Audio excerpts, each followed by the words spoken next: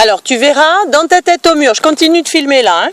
Alors, c'était une épaule en dedans, mais... Et ben c'est ce qu'on appelle, oui, enfin, contre-épaule en dedans ou tête au mur. Là, au fur et à mesure, tu avais un tout petit peu trop d'angle. C'est-à-dire qu'au début, c'était bien. Et puis après, tu as eu un petit peu trop d'angle. Ouais, et du coup, ton cheval a ralenti sa cadence. Il s'est écroulé. Donc peut-être qu'il faut en faire un petit peu moins longtemps. C'est-à-dire quand tu sens, en fait, quand il relâche dans son dos, c'est là où il va augmenter l'angle. Donc quand tu sens qu'il augmente l'angle, soit il faut que tu rectifies le tir, c'est-à-dire que toi tu réduises l'angle et que tu le renvoies en avant, ou alors tu cesses le mouvement. Par contre, ta transition après, ton arrêt était très très bien. Alors au niveau luminosité, j'espère que ça va aller, mais c'est vrai qu'on n'a pas le jour idéal pour ça. Hein. Le jour blanc, là, c'est pas top. On fait avec. L'éclairagiste, là, il n'a pas assuré aujourd'hui. C'est vrai que j'ai un peu tendance à travailler, avant de faire une épaule en dedans, de faire un contre-épaule en dedans, parce que ça me permet de bien appuyer sur la lisse. Il n'y a pas de souci. Tu peux même faire... Je gère mieux, si tu veux, le fait que... Enfin, il me semble que pour le premier mouvement, c'est plus simple. Oui. Alors, ce que tu peux faire aussi, qui est pratique également et qui permet de garder l'incurvation et non pas de travailler en contre-incurvation, c'est la hanche en dedans. Parce que la hanche en dedans, il aura la tête vers la lisse, il sera incurvé dans le sens de déplacement. Oui, la tête au mur. Non, c'est la hanche en dedans. C'est pas la même chose? Non. Alors pour moi, quand je disais tête au mur, je voulais dire hanche en dedans. D'accord. L'incurvation du côté, si je suis piste à main gauche, Il sera incurvé à gauche, alors c'est hanche en dedans. c'est hanche en dedans. Ouais. Et effectivement, ça a changé de nom, mais c'est la hanche en dedans.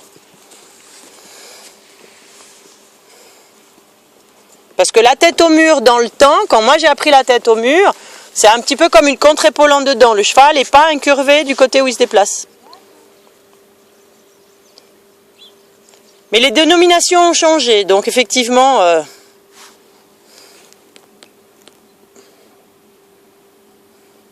C'est comme dans le temps, c'était priorité piste à main droite, maintenant c'est piste à gauche. Hein.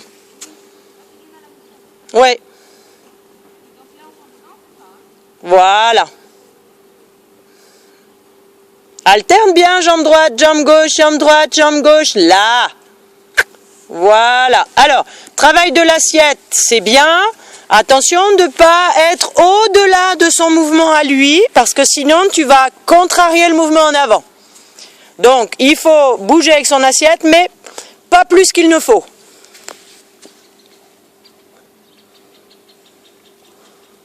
Voilà, bien le bout du nez à droite, incurvé autour de ta jambe droite, et on met les hanches à l'intérieur.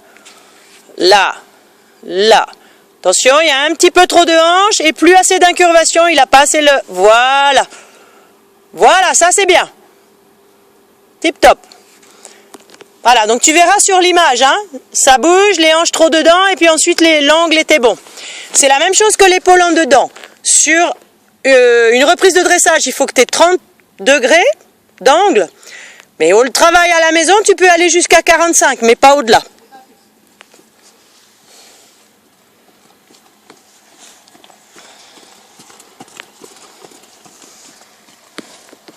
Voilà, relâche-toi encore dans tes épaules. Voilà, bien.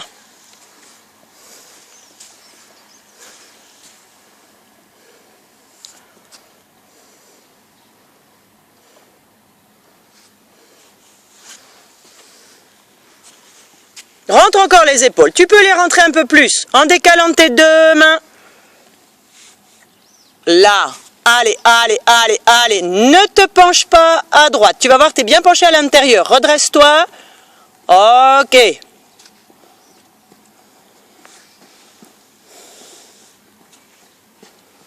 Remonte un tout petit peu sur tes rênes de filet, de façon à avoir les mains effectivement assez basses, mais pas vers toi, qu'elles aillent un petit peu plus en avant du garrot. Voilà, ça c'est bien.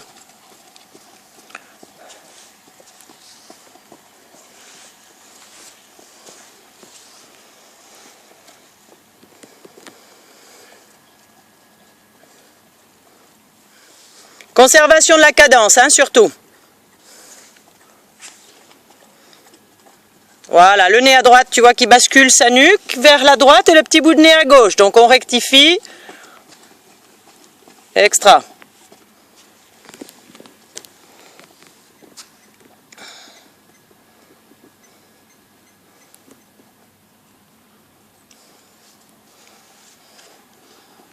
Bien, sans te pencher.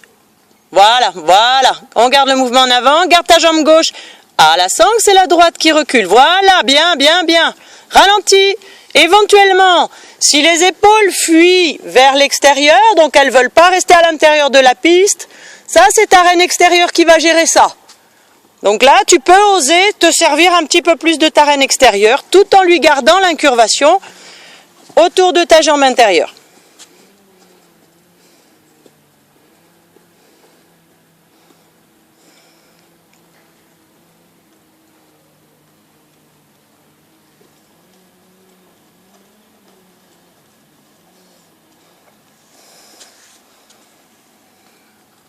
Voilà, voilà, voilà, très très bien, impeccable. Super Christine.